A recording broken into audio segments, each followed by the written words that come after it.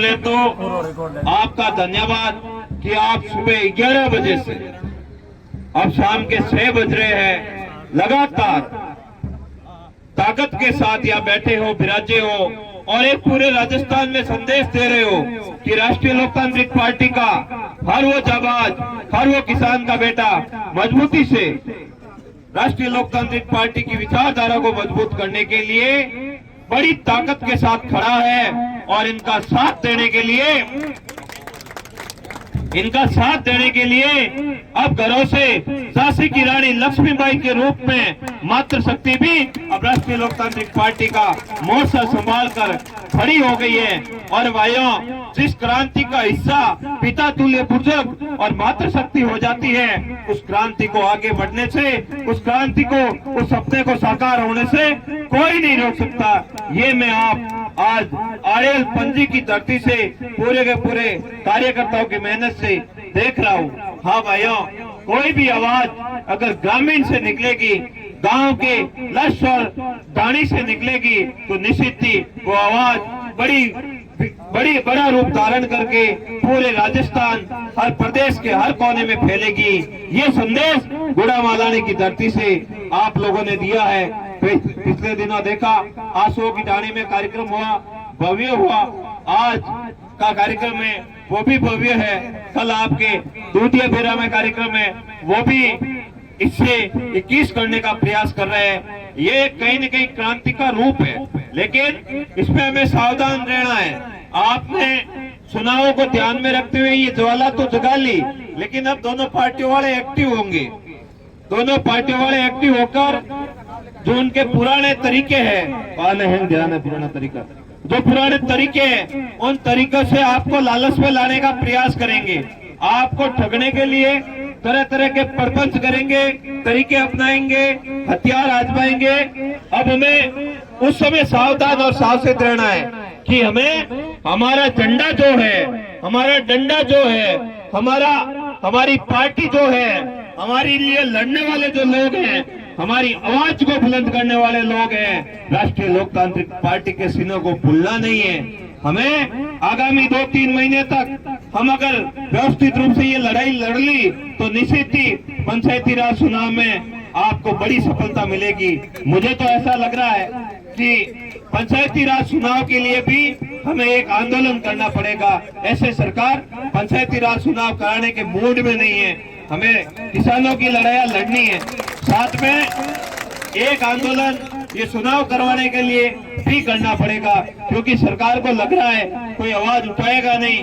धीरे धीरे चुनाव आगे सरकार है, ये पहले कह रहे थे मार्च अप्रैल में करवा देंगे, अब ओबीसी आयोग की रिपोर्ट का हवाला देकर आगे नवंबर दिसंबर तक इन लोगों को चुनाव सरकाने का प्लान है। लेकिन एक लड़ाई हमें इसके लिए भी लड़ने के लिए तैयार रहना पड़ेगा, क्योंकि अगर चुनाव नहीं होंगे तो आपका जो हक है, आपकी जो आवाज है, आपका जो राजस्व का पैसा है, जो आपके काम के लिए जो बजट आना है, वो सभी प्रभावित होते हैं। इन बातों को ध्यान में हमें रखना है और सरकार से इसके खिलाफ भी एक बार आवाज बुलंद करनी है। हमें ये भी ध्यान रखना है कि हमारे लिए जो लड़ रहे हैं उन लोगों को साथ देना है, उन लोगों के साथ में खड़ा होना है। आपके मंत्री जी तो चांदी के चम्मच पे खाना खाते खाते विधायक बन गए, मंत्री बन गए। उनको पता ही नहीं है किसानों की आवाज, किसानों के लिए करना क्या है, किसानों के हक में कौन सी बात है, नर्मदा से आने वाले पानी के क्या मायने हैं और आदान अनुदान से पूरे के पूरे बाजार में क्या मामला चलता है। अगर एक किसान के घर में आदान अनुदान का रुपया आता है तो मैं कहता हूँ पूरे के पूरे बाजार में वो रुपयों का चलन होता है। हर जगह पर, चाहे उसमें आप ले लो, कपड़े का व्यापारी ले लो, किराने का ले लो, या फिर डेयरी वाला ले लो, कोई भी ले लो, और पूरे के पूरे मार्केट में तेजी आती है और पूरा का पूरा तंत्र चलता है। लेकिन ये बात उनको थोड़ी पता है। उनके पिताजी थे तो पहले एक्शन थे, बड़ा मामला था, फिर विधायक बन गए, वो भी मंत्री रह गए, और अब ये खुद मंत्री है, तो इनको पता ही नहीं है कि वास्तु स्थिति क्या है, किसानों की हालत क्या है, यहाँ के अस्पतालों की हालत क्या है। गुड़ामालानी में दिन रात किसान बिजली को लेकर कितने परेशान हैं। बंडूरों से कितने परेशान हैं। मैं तो देखता हूँ जगह जगह पर ऐसे वीडियो जाते हैं कि जो हमारे बंडूरों से हमें आजादी दिलाएगा उसको सरपंच बनाएंगे। बताओ लोग कितने परेशान हैं, बाकी मुद्दों को भूल गए और बंडूरा इतना बड़ा मुद्दा हो गया कि उसे पकड़कर उनका जो इलाज करेगा, उन्हें बंडूरों से जो आजादी दिलाएगा वो हमारा सरपंच है। समझ गए आप बात को। अब इन्हें जब बात कहे जाकर, जब बात हो रही थी फर्स्ट बार में मैं भी साथ में था, सेकंड बार में नहीं था, मैंने एडीएम साहब को कहा, एडीएम साहब ये बंडूरा वाला मामला कि ये तो नॉर्मल है, कर लेंगे। अरे भैया मिनीरे रोले हुए नूंद्र घर भागे थाने गए ध्यान में एसी में बैठा बंडूर की तो आतंगे आज जैसी बीजट बढ़े नहीं वो तो घड़ी घड़ी वहां लाटो ले नहीं निकले, कहीं ठई को नहीं, कहीं खावे कामन बिगाड़ ज्यादा करे। तो मैंने कहा साहब आपको नहीं पता है हमारे कितना नुकसान होता है। हमारे किसान भाई दिन रात मेहनत करते हैं, लेकिन मेहनत करने के बाद जब ये बंडूरे अंदर घुस जाते हैं तो पूरी की पूरी फसल को तबाह कर लेते हैं और किसान निराश और हताश होकर घर लौटता है। तो उसकी पूरी उम्मीदें होती है वो उम्मीदें खत्म हो जाती है। और इसके लिए भी आंदोलन किया, आवाज बुलंद की और भी इसे मजबूती से आवाज बुलंद करने के लिए राजाराम जी ने जैसे कहा ट्रेलर 3 दिखाने के लिए तैयार हैं। आप लोग बड़ी तैयारी कर लेना, हम लोग आपके साथ में पहले भी खड़े थे, आज भी खड़े हैं। हम लोगों ने कभी ये ना देखा, हम लोगों ने संघर्ष करते हुए कभी ये ना देखा कि मैं पसपदरा से चुनाव लड़ूंगा, गुड़ा मालानी में क्यों जा रहा हूँ, मुझे तो पसपदरा वाले वोट देंगे, गुड़ा मालानी वालों से क्या फायदा।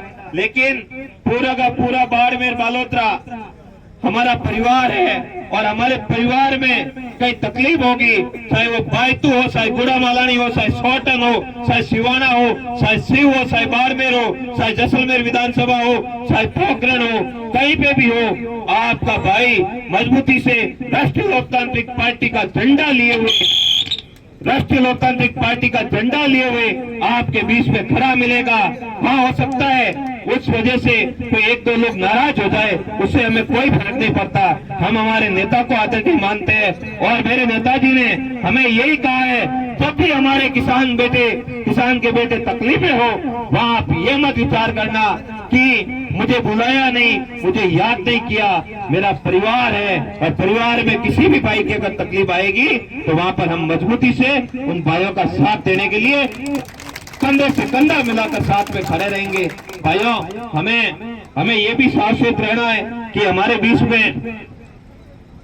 बीच में बहुत तरह की शक्तियां एक्टिव है जो हमारे लोगों को नशे की लत में, जैसे राजाराम जी ने बताया कि नशे की लत में ले जाने के लिए एक बहुत सुनियोजित तरीके से प्लानिंग कर रही है।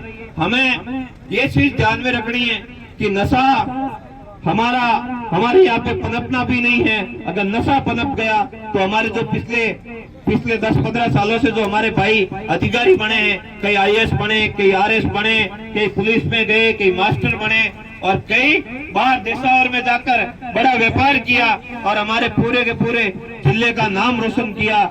ऐसे भाई जिन्होंने पूरे जिले का नाम रोशन किया, अगर यह पीछे वाली पीढ़ी अगर नशे में लिप्त हो गई तो फिर हमारा धनी धोरी कौन होगा। अगर युवा ही नहीं बचेगा तो फिर आप और हम लोग बच के क्या करेंगे। मैं तमाम मातृशक्ति से भी निवेदन करता हूं कि आप अपने बच्चों पर नजर रखें, बच्चे की एक्टिविटी पे नजर रखें, वो कहाँ आ रहा है, कहाँ जा रहा है, किसके साथ उठ रहा है, किसके साथ बैठ रहा है, किससे बात कर रहा है, उसके फोन में क्या एक्टिविटी चल रही है और वो कहाँ किन किन लोगों से बात कर रहा है। अगर हमने ध्यान नहीं रखा, देखो बच्चे नादान होते हैं, उन्हें कुछ पता नहीं होता है, सही गलत का ज्ञान नहीं होता है और वो उस समय गलत रास्ते पर चले जाते। तो हमें हमारे आने वाली पीढ़ी का ध्यान भी रखना है, उन्हें सजो के भी रखना है, उन्हें अच्छी शिक्षा भी देनी है।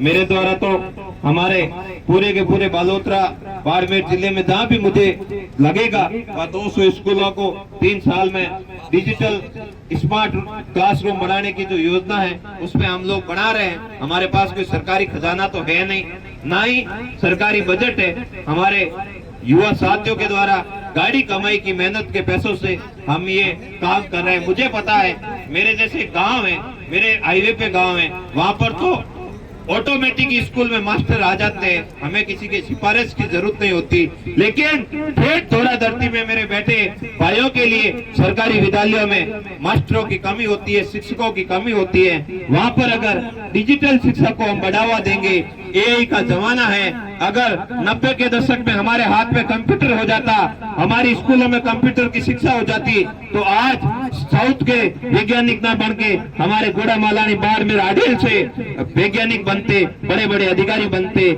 लेकिन उस समय हमें ये शिक्षा नहीं मिली। 2010 के बाद धीरे धीरे कंप्यूटर हमारे बीच में गाँव में आया, पहले था ही नहीं। बताओ बाबा था क्या? नहीं था, लेकिन अभी आया है। अभी ऐसा ना हो कि एआई का जमाना चल रहा है, उस शिक्षा में जो उसके फायदे नुकसान है उसके बारे में हम लोग ज्ञान ही नहीं ले पाए और दुनिया आगे बढ़ जाए और हम 50 साल पीछे रह जाए। हमारा यही विजन है। राष्ट्रीय लोकतांत्रिक पार्टी के नेता आदरणीय हनुमान बेनीवाल जी ने यही संदेश दिया है कि किसान के बेटों, आपको सत्ता में भागीदारी निभानी है तो झगड़ा होगा। हर रोज राजस्थान में हनुमान बेनीवाल पैदा नहीं होगा। हनुमान बेनीवाल को अगर आपने कमजोर कर दिया, खो दिया, तो आने वाले समय में आपके लिए लड़ने वाला कोई नहीं मिलेगा। यही बार के डंडे आपके ऊपर आकर राज करके चले जाएंगे और आप उनके पीछे घूमते रहोगे, ना ही आपकी बात को सुनेंगे। आधी रात को भी अगर नेताजी को आप फोन करते हो, नेताजी आपकी बात को उठाते हैं, आपकी आवाज को सुनते हैं, आपके लिए दौड़े चले आते हैं। और क्या ताजाराम सियाग अगर कांग्रेस बीजेपी में होता तो क्या बिना परमिशन के आंदोलन कर पाता? बताओ, नहीं कर पाता। पुलिस कभी डंडे लाठी से पीट कर जेल में ठूस देती और पड़ा रहता, कोई नहीं पूछता। लेकिन ये हनुमान बेनीवाल जी का आशीर्वाद है कि किसान का बेटा जो आपकी आवाज को बुलंद कर रहा है, खुद के लिए भी लड़ रहा है, आप लोगों को भी जगा रहा है और आपके लिए मेहनत भी कर रहा है। और सरकार की हिम्मत भी नहीं है कि इसके हाथ भी लगा ले। अगर ताजाराम अंदर चला गया तो पीछे ताजाराम जैसे कई योद्धा खड़े हैं, हम लोग आकर सरकार के नींबू निचोड़ेंगे, ये भी ध्यान रखें। मुझे कहा कई लोगों ने कि आप गुड़ामालानी जाकर हमारे मंत्री जी के खिलाफ बयान देते हो, ये ठीक नहीं है। तो मैंने कहा तुम्हारे मंत्री से अगर नौ की तेरे हो मेरे तो कर ले, मैं देख लूंगा, मेरे पास भी कई सारे रास्ते हैं। हम लोग डरने वाले लोग नहीं हैं, हम लोग मजबूती से लड़ने वाले लोग हैं। और हम हमेशा यही कहते हैं कि हमारा झंडा हनुमान बेनीवाल जी के द्वारा दिया हुआ झंडा है और उनके द्वारा दिया हुआ डंडा है। अगर आप हमें परेशान करोगे तो ये झंडा और डंडा लेकर अगर निकल गए तो आपकी छुट्टी तो तय है। लास्ट बार हम लोगों ने बातें मान ली, बाकी मंत्री जी की छुट्टी भी हो जाती। मुझे लोगों ने कहा मंत्री जी की छुट्टी तो नहीं हुई, लेकिन मैंने कहा समय आने पर छुट्टी भी कर लेंगे, इलाज भी करेंगे और किसानों को बड़ी जीत भी दिलाएंगे। बहुत बहुत धन्यवाद। समय बहुत ज्यादा हो गया। आप सभी को पुनः होली के पावन पर्व की शुभकामनाएं। एक रहो, नेक रहो, संगठित होकर हमारे गुड़ामालानी और बाड़मेर बालोतरा के लिए क्या बेहतर कर सकते हैं, इसके लिए प्रयास करो। बहुत बहुत धन्यवाद।